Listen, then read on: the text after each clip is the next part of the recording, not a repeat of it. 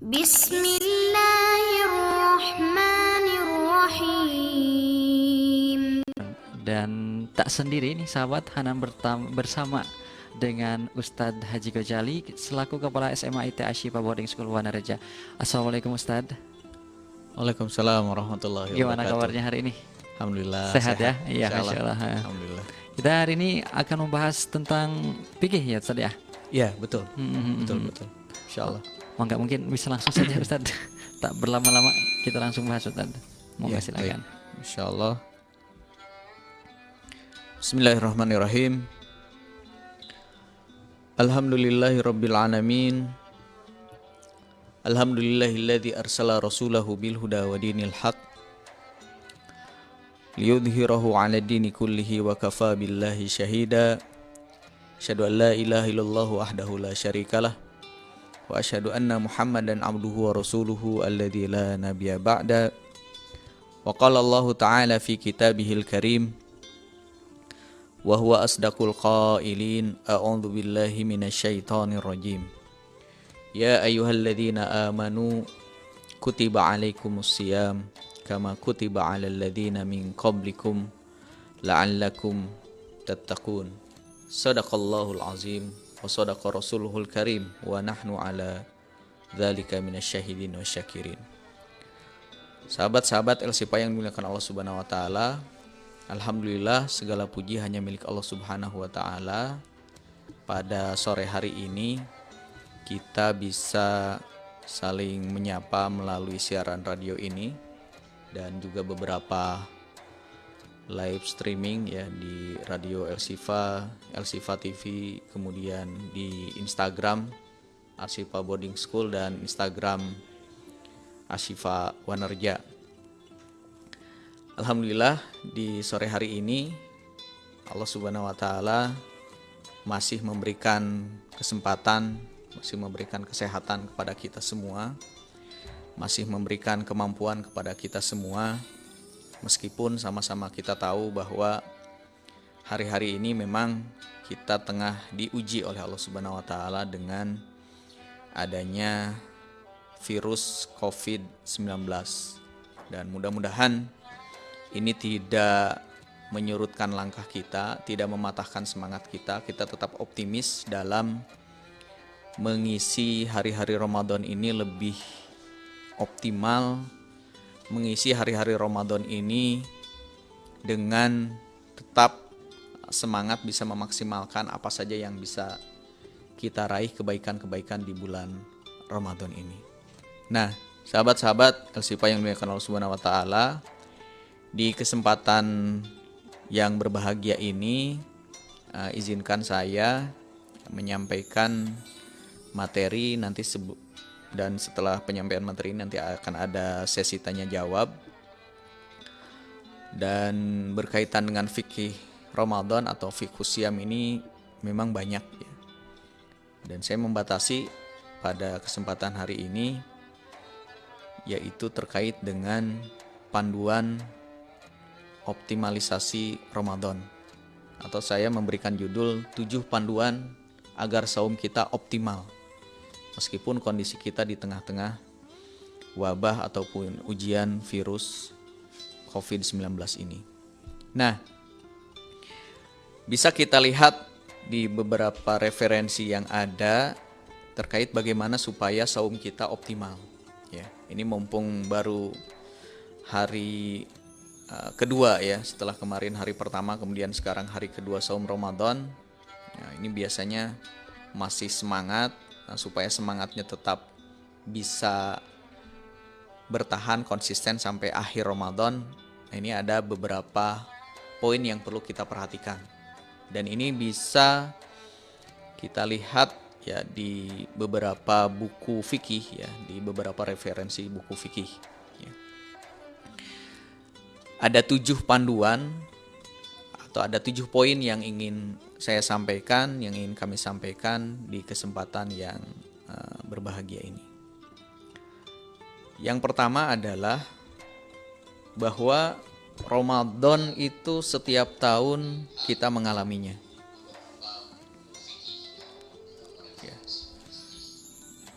Jadi Ramadan ini mungkin yang keberapa kalinya gitu ya. Kang Hanan berapa kali Ramadan nih? Enggak mengalami Ramadan ya. Kalau misalkan saya usia taruhlah sekarang 40 tahun, berarti kalau saya mulai saum Ramadan di usia taruhlah 10 tahun, biar gampang hitungnya, berarti ini saya sudah mengalami Ramadan 30 kali gitu ya. Kalau Kang Hanan berapa nih usianya? 20 ya? Ya. Ya, setidaknya kan berarti kan masing-masing kita sudah mengalami Ramadan ini ya 10 kali, 20 kali, 30 kali. 30 Ramadan maksudnya ya. Bahkan mungkin ada yang 40 Ramadan, bahkan ada yang 50 Ramadan, atau yang usianya sekarang sudah sangat sepuh, sudah mengalami 70 kali Ramadan. Artinya Ramadan ini setiap tahun kita mengalami. Nah, jangan sampai Ramadan yang kita lalui, Ramadan yang kita jalani hanya sekedar rutinitas begitu saja, ya. Dan insya Allah saya yakin mungkin oleh Ustadz sebelumnya sudah disampaikan bagaimana keutamaan-keutamaan di bulan Ramadan. Jadi saya tidak akan membahas lagi terkait hal itu. Nah, yang pertama ya, dari 7 poin yang ingin saya sampaikan, bagaimana kita supaya Ramadan yang hari-hari Ramadan yang kita jalani ini optimal. Yang pertama adalah salah satu sunnah Rasulullah SAW itu adalah sahur. Ya, makan sahur. Nah, pertanyaan bagi kita adalah kenapa sahur ini menjadi sesuatu yang utama? Bahkan ditulis di salah satunya di buku Fikih Sunnah, itu sahur ini nomor pertama. Ya. Disebutkan dalam hadis sahih yang diriwayatkan oleh Imam Bukhari dan Muslim terkait dengan sahur, Rasulullah Shallallahu Alaihi Wasallam bersabda, "Tasahharu fa inna fis sahuri barokah." Jadi makan sahurlah, maka sesungguhnya atau ketika makan sahur itu di situ ada keberkahan. Jadi makan sahur tidak hanya sekedar supaya nanti saum kita seharian dari mulai azan subuh sampai nanti menjelang maghrib kuat, tapi ternyata disebutkan dalam hadis ini ada keberkahan di situ. Artinya apa? Sahabat-sahabat El-Sifa yang dimuliakan Allah Subhanahu wa taala, artinya di situ ada kebaikan yang sangat-sangat banyak. Ya. Maksudnya apa? Kebaikan ini Allah Subhanahu wa taala sudah berikan kepada kita umat Islam. Di antaranya misalkan ada turunannya. Maksud turunan itu bagaimana sahur yang bagus atau contoh sahur yang baik yang dicontohkan oleh Rasulullah Shallallahu Alaihi Wasallam. Ya, saya beberapa kali ya berinteraksi ya dengan beberapa negara, di antaranya misalkan kebiasaan orang-orang yang ada di Timur Tengah ya, itu mereka sahurnya itu jam 2 ya. Jadi mereka malam itu begadang, kemudian jam 1 atau jam 2 itu sahur ya, makan, kemudian mereka tidur, kemudian nanti pas menjelang subuh mereka hanya bangun sebentar, minum air mineral aja gitu, kemudian setelah itu sholat subuh, kemudian mereka tidur lagi. Nah, ini adalah sesuatu yang jangan ditiru gitu ya, jangan ditiru. Karena sesungguhnya sahur ini kan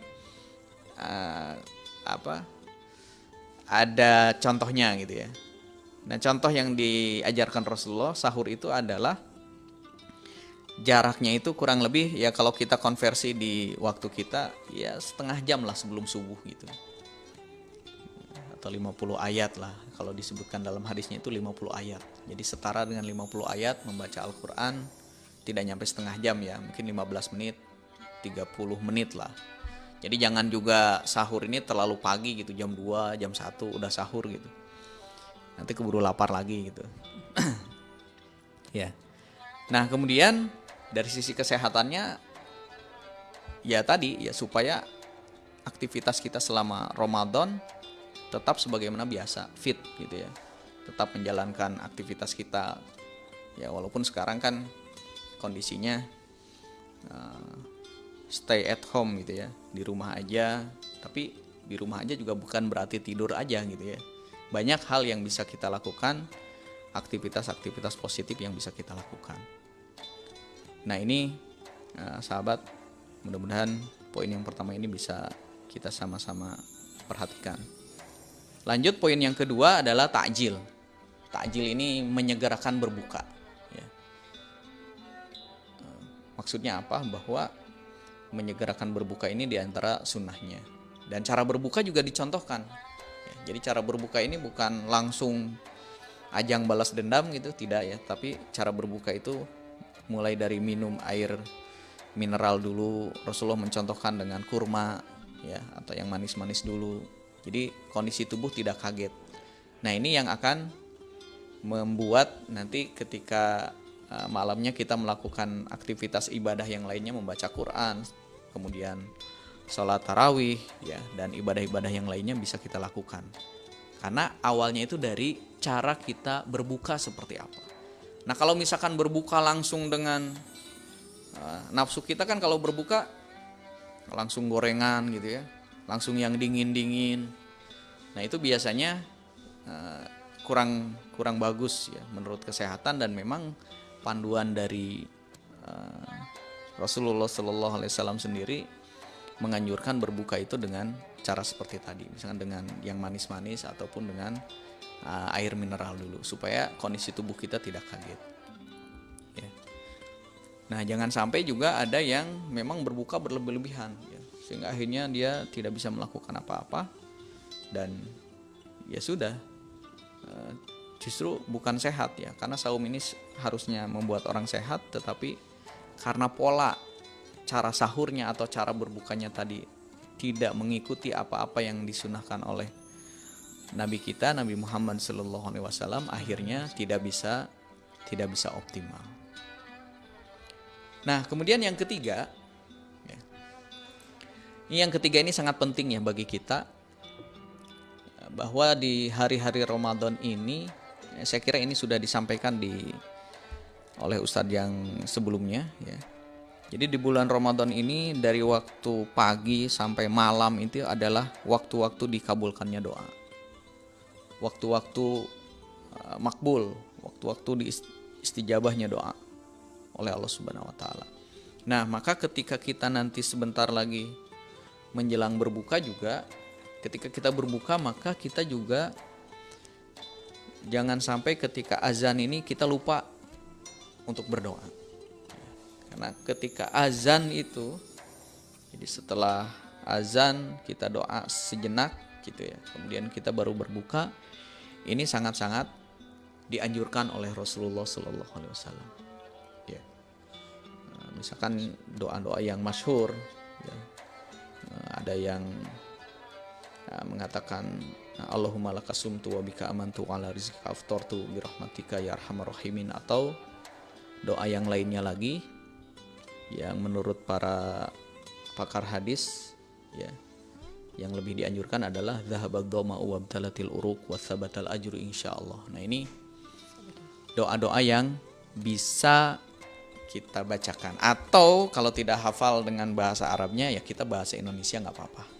Orang Sunda doa pakai bahasa Sunda, ya Allah mudah-mudahan virus COVID-19 ini segera diangkat oleh Allah Subhanahu wa taala. Itu bisa. Jadi setiap hari umat Islam seluruh Indonesia atau seluruh dunia baca doa itu, mudah-mudahan ini COVID-19 atau virus COVID-19 ini bisa segera diangkat oleh Allah Subhanahu wa taala. Nah, ini juga sesuatu yang harus kita perhatikan terkait dengan doa ini.